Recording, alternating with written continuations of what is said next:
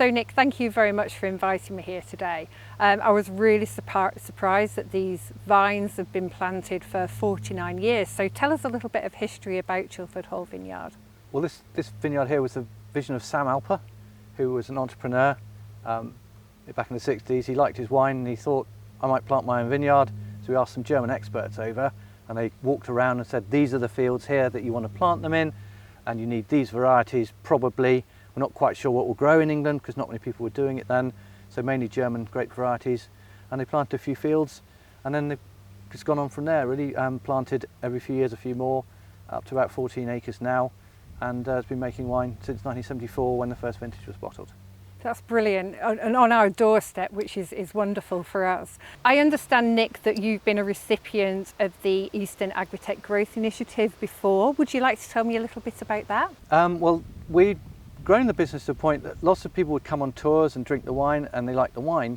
But in terms of making it, we were putting wine on lorries and taking it all the way down to Hampshire to get the sparkling wine process made, so like champagne, the traditional method. And we thought, if we could do that here, we could A, do it for ourselves, and B, do it for other people in East Anglia without having to spend all this time on the motorway and have more control of the process and its quality. That's great. So when you just said about people coming visiting the vineyard as well, you would have been hit by that with the pandemic last year. Yes. And I think that's why you approached us again. To apply for some funding. So do you want to talk to us a little bit about those pain points you went through and what had to change? Yeah, I mean, as a business, 90% of the income came from tourists coming here, coming on a tour, having a meal, buying wine and going away happy. And that was great. And we did a small amount of winemaking for other growers in the region. When COVID came, that zeroed our tourist income, and it was zeroed for over a year and a half in the end. So it was extremely painful. We had to lay quite a lot of people off. And the future was really bleak. So we had to create retail sales of wine without a shop. So we went online, we emailed people and said, you've been here, would you like some wine? And we started to get orders coming in, and that was a survival chain of sending wine, on couriers to people. But more and more people have been planting vineyards and want us to make the wine for them. And that's beyond the capacity of what we have here in terms of equipment.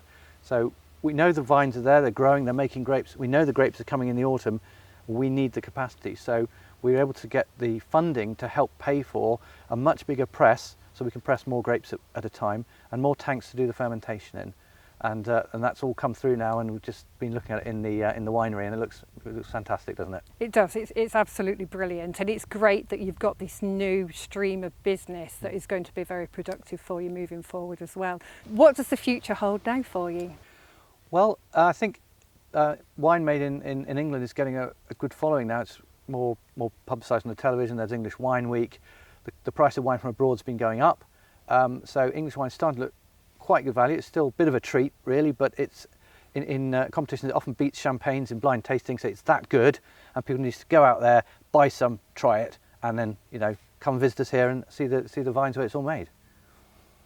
It's been a great afternoon here at Chilford Hall Vineyard, just to the south of Cambridge.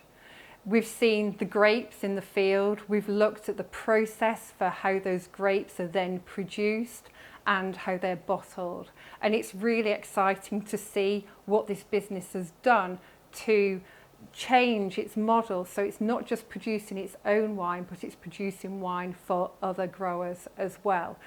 The business board has contributed to Chilford Hall Vineyard with a couple of grants, and we really feel that that's helped them to grow and to develop, and we're really excited to see what comes next.